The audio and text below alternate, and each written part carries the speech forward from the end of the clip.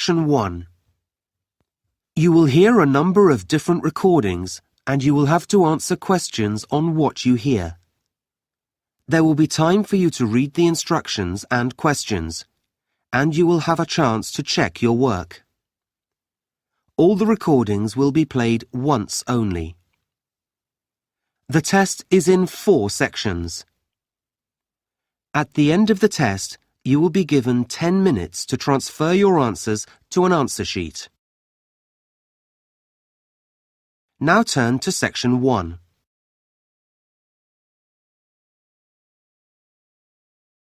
Section 1. You will hear a woman talking on the phone to a hotel receptionist. First, you have some time to look at questions 1 to 5.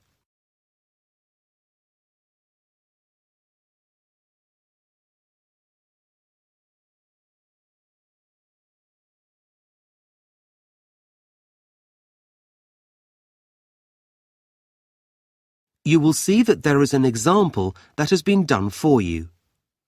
On this occasion only, the conversation relating to this will be played first.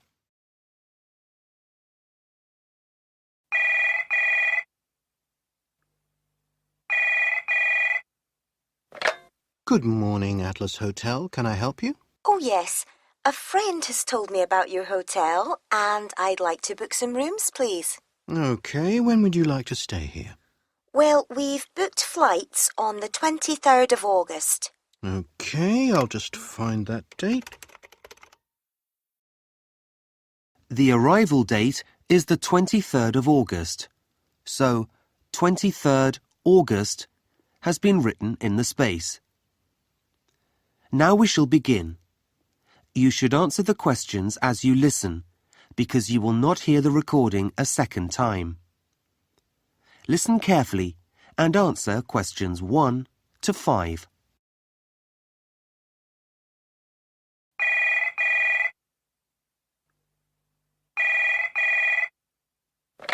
Good morning, Atlas Hotel. Can I help you?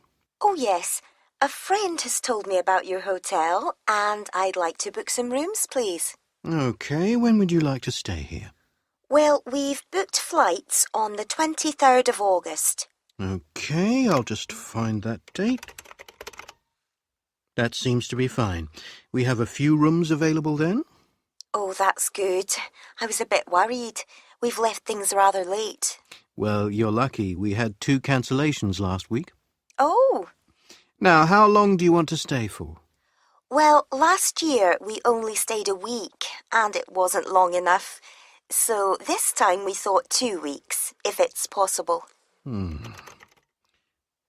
That looks fine. Yes, you do need plenty of time here to really relax. It'll be getting towards the end of the tourist season as well, so it won't be quite so hot then. Oh, good.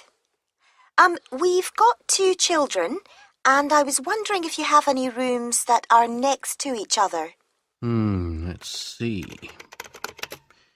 I'm afraid that isn't possible, but we do have what we call a family room, which is a lot bigger than a double room and can take 2 adults and 2 children. Oh, that sounds perfect. Okay, I'll book you in for that. So, can I have your name and address, please? Yes, it's Mr. and Mrs. Shriver. Can you spell that for me? Yes, it's Shriver. Thank you. And you said 2 children, didn't you? Yes, they're 2 boys of 10 and 12. Fine. And can I have your home address? Yes, we live at flat 29, Tower Heights. Okay. Is that England? No, it's Scotland, actually. We're from Dunbar. Ah. The postcode's EH41 2GK. Okay, great. That's a country I'd really like to visit. You'd have to bring a lot of warm clothes. I know. And can I have a contact telephone number? Sure. Our home number is 0131 99465723. 723. Thank you. I hope you don't mind, but we always ask our guests what the purpose of their trip is. I'm guessing yours is a holiday? Yes, we're really looking forward to it. Before you hear the rest of the conversation, you have some time to look at questions 6 to 10.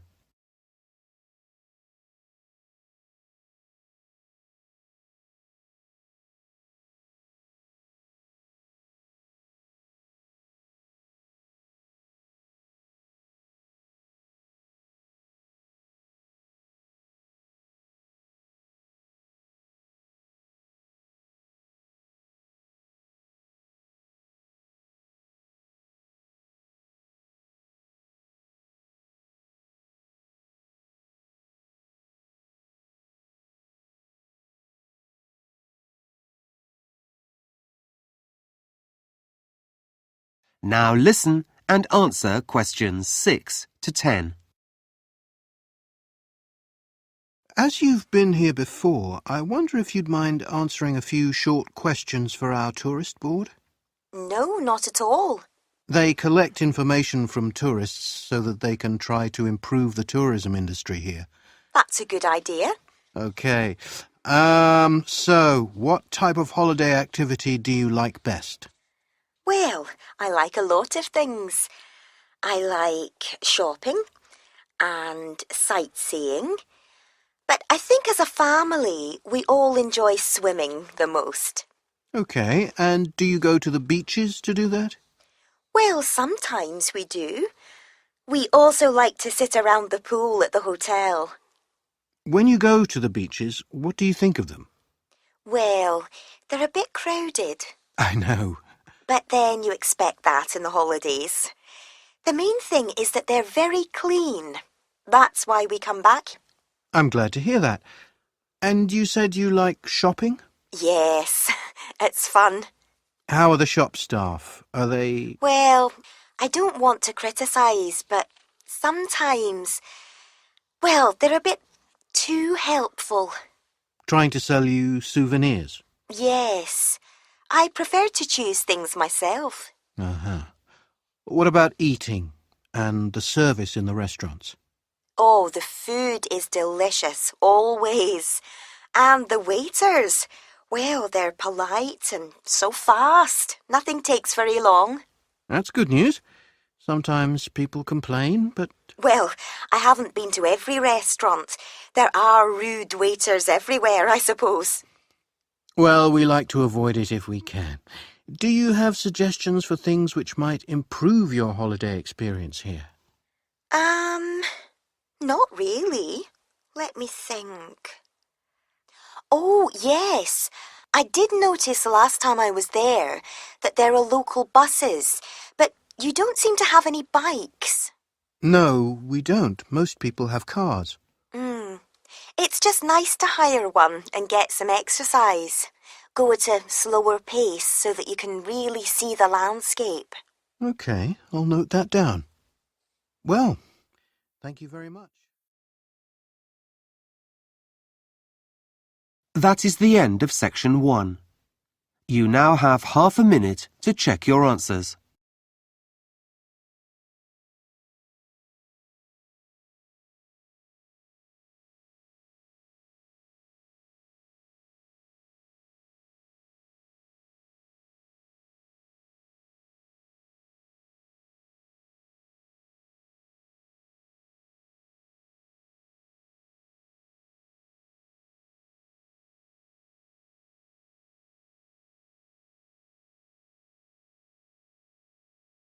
Now turn to section 2.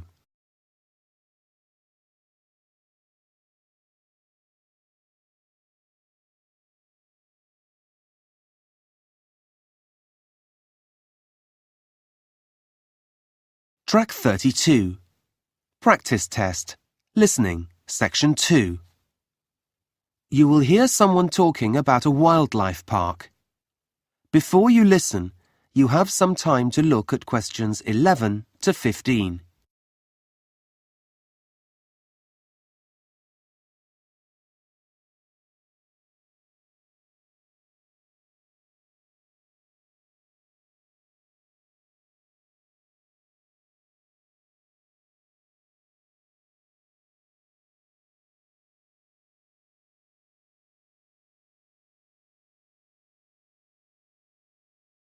Now listen carefully and answer questions 11 to 15.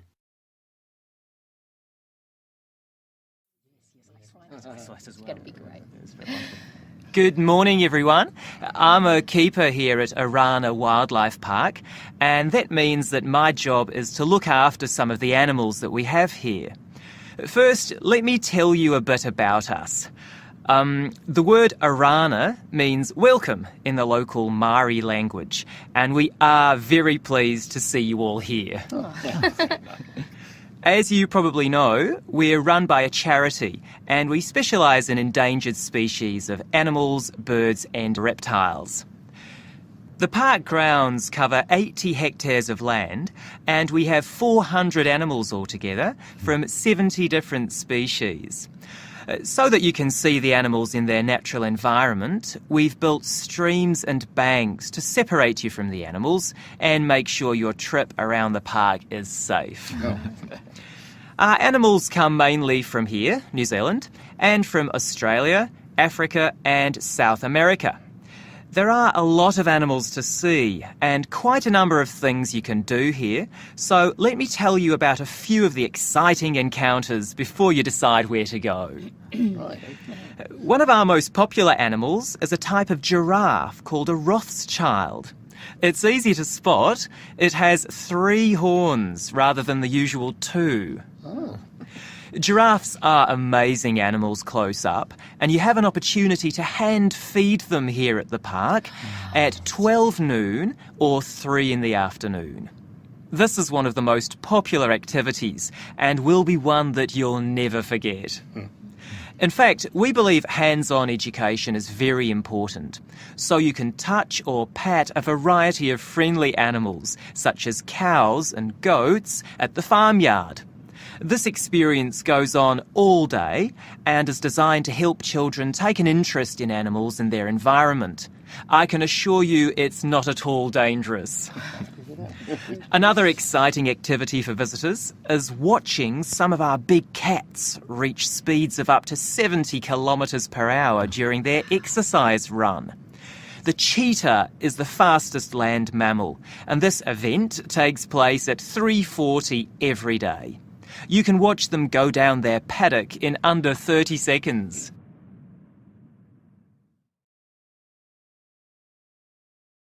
Before you hear the rest of the talk, you have some time to look at questions 16 to 20.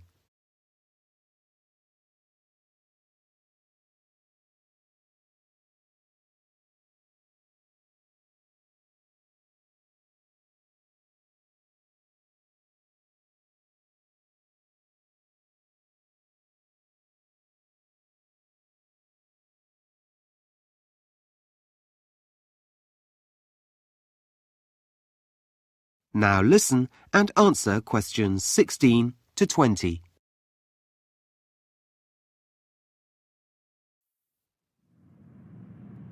So, here's a plan of the park. As you can see, we're here at the main entrance, and there's an information centre to your right. Now, it's quite easy to get around the park. We have daily guided walkabout tours, which let you get up close to the animals. Or, if you prefer to be at a distance, you can take the safari bus and drive around with a wildlife expert. If you decide to take the walkabout tour, it leaves at 10:45, that's in just under an hour, from the meerkats enclosure next to us. From there, the walk passes the adventure playground and the otters in the first enclosure, and then arrives at the New Zealand birds area in the next enclosure, just in time to see them being fed. Then you go on to the reptile house and the tigers and the rest of the animals. Alternatively, you can wait until the afternoon walk. There are plenty of other things to see in the morning. One of these is the African village. Just turn to your right from the main entrance, walk past the first bus stop, and it's just before the African wild dogs enclosure. It's a wonderful, colourful experience. You can also go to the shop and buy your souvenirs there. We have beautiful soft toys, giraffe and zebra, for children, and a whole range of t-shirts, hats and skincare products with an African theme. After that, why not have lunch in the picnic area on the far eastern side of the park? I'd recommend this because while you're eating, you might catch sight of the ostriches on one side of you or buffalo on the other.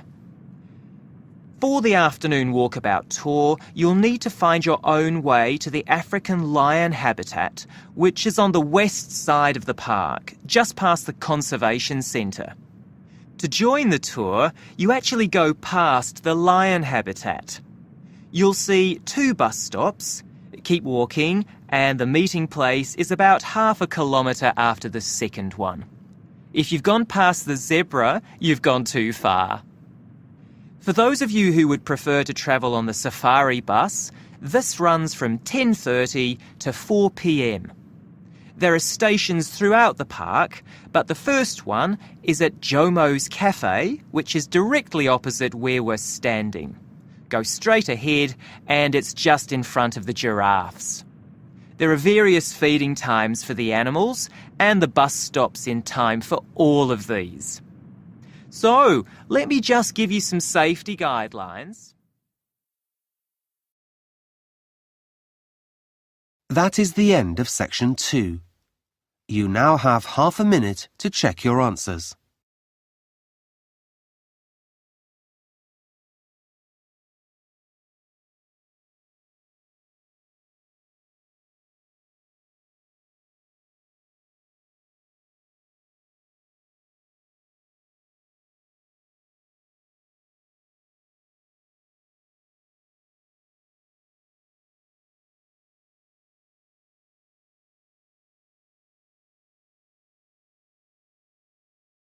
Now turn to section 3.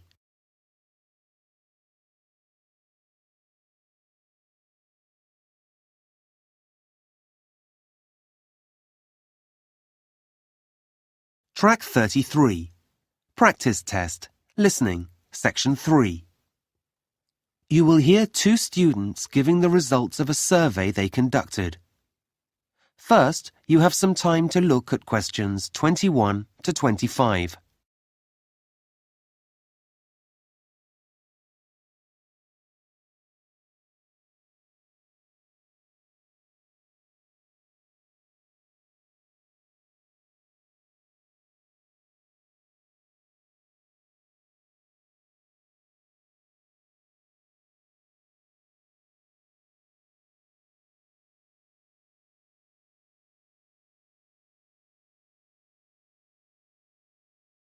Now listen carefully and answer questions 21 to 25. Right, now it's time for Sylvie and Daniel to give us the results of their survey into the study skills course that some of you did last term. Thanks, Mr. Driver. Shall I start, Daniel? Sure, go ahead. Okay. Well, as you know, some students in our year did the study skills course run by the English department last term. It was interesting because it was completely voluntary. It wasn't a compulsory component of the exam course or anything that we need in that way. But Mr. Driver thought it would be a good idea, that it would help with our other work. Yeah.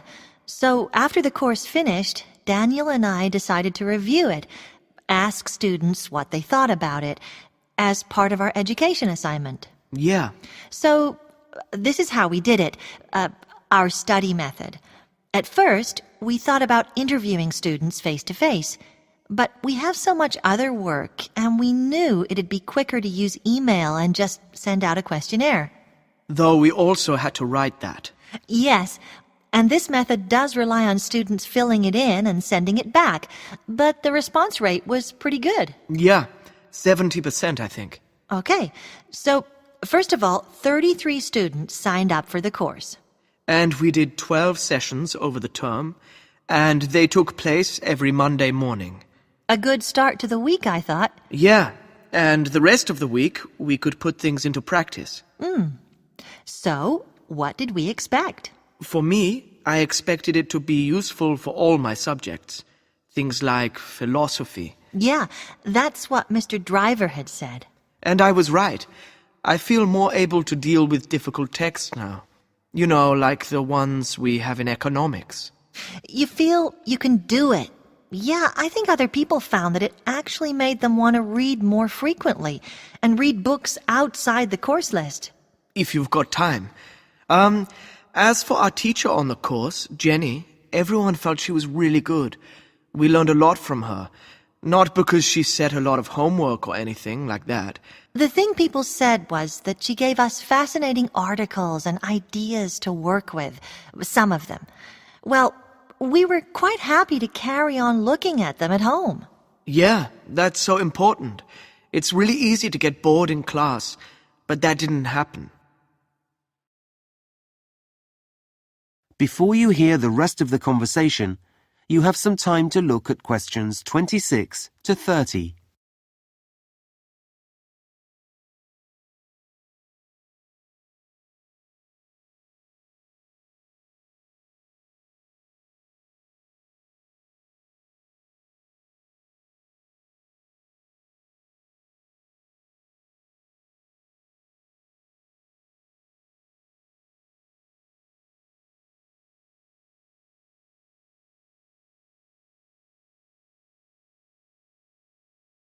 Now listen and answer questions 26 to 30.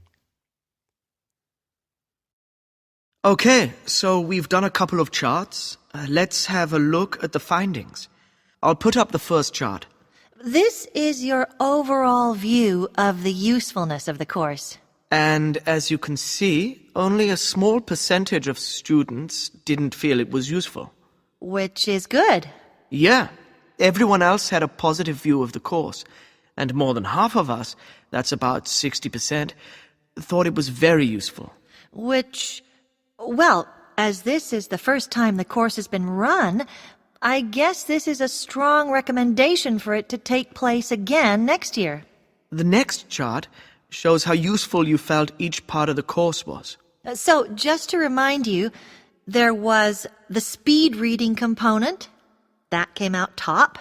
No surprise there, really. On the other hand, giving talks was, well, we all like talking, but it's not something we have to do that often. Yeah, so that was the least useful. Then the note-taking component you found to be quite useful, and you had a lot of comments about that. Okay, so let's have a look at some of your comments. You said a lot about the activities, but the main comment seemed to be that the techniques we learned on the note-taking course helped us focus more in lectures. Several people said that they daydream much less. Yeah, have a longer attention span. So that's the first benefit. The second is that students said they really appreciated the instruction on when to use a diagram to take notes. Like many people, I'd never thought of this technique, but now I find it really helpful. And it's much more fun. Yeah. And then the last comment we wanted to mention was about the type of paper that we used in the note-taking sessions. It seems obvious now that a wide margin down the side of the paper provides another area where you can add points that you've missed. And that makes it a lot easier to read the notes afterwards. Okay, so now we'll look at the results. That is the end of section 3. You now have half a minute to check your answers.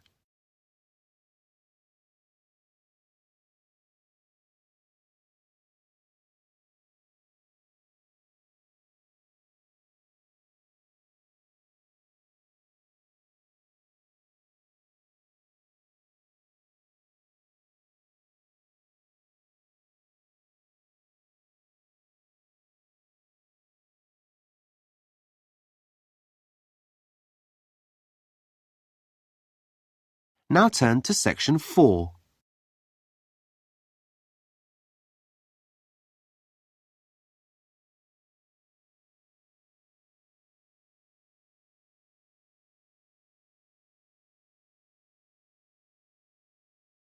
Track 34.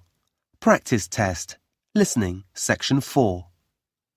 You will hear a lecture about airport design. First, you have some time to look at questions 31 to 40.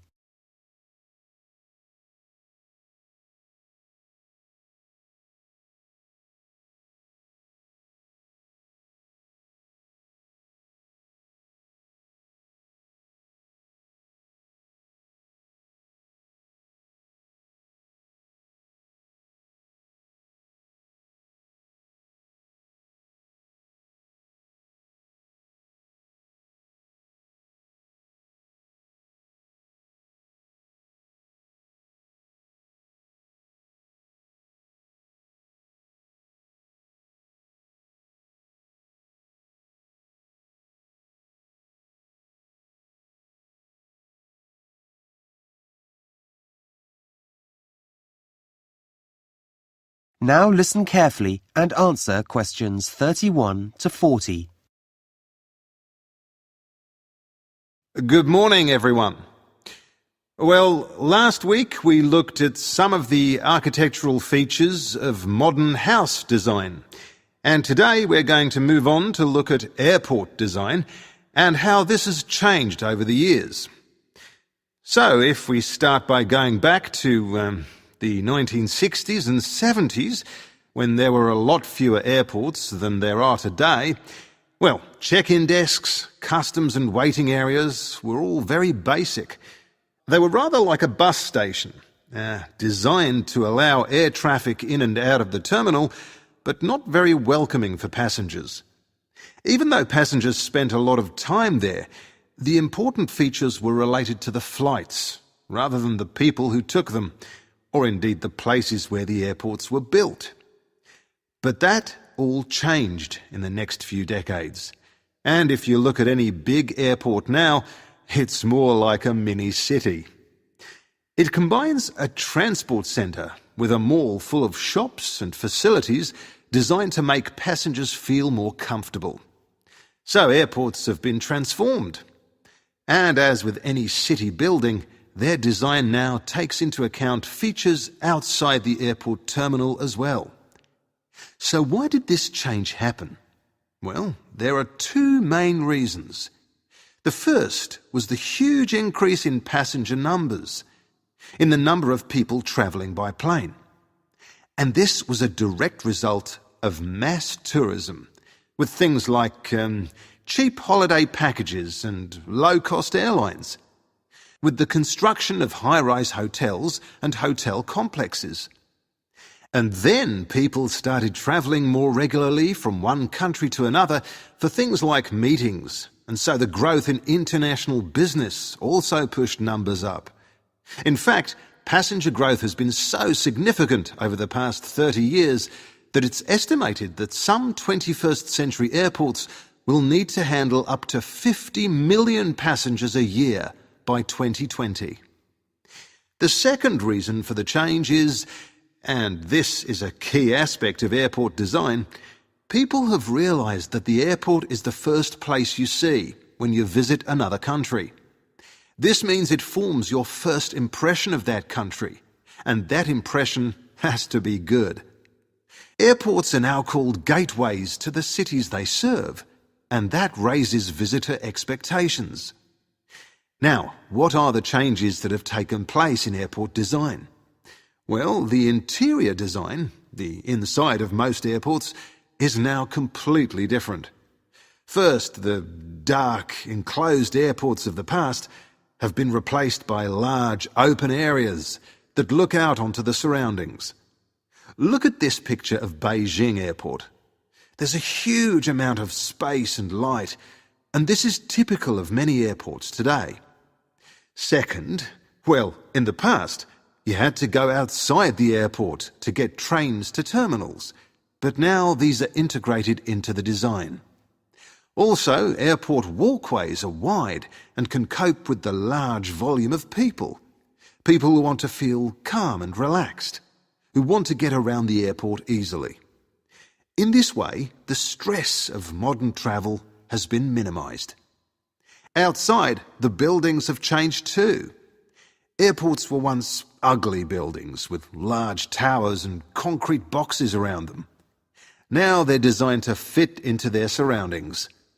Look at this picture of the Arctic Circle Airport in Norway. The airport itself is surrounded by mountains. So, as you can see, the roof of the airport has been designed so that it's shaped like a range of mountains. There are peaks at the top and then steep sides that touch the ground. In the same way, these airports in Thailand and India have beautiful shaded gardens all around them that reflect the landscape of the country. They also provide a connection with local tradition and art. Another feature that is important inside airports too. And there's one final but very important issue. It's been said that airports are a new building type. They're often light steel structures with what looks to the passenger like a lot of glass. But this is special glass that can maximise daylight and comfort and cut down on energy use. Bangkok's main airport is flooded with controlled daylight in a tropical climate. And this is achieved through the use of new materials and modern technology, which have also allowed engineers to come up with methods of reducing costs. So, let's take a closer look at some of these. That is the end of section 4. You now have half a minute to check your answers.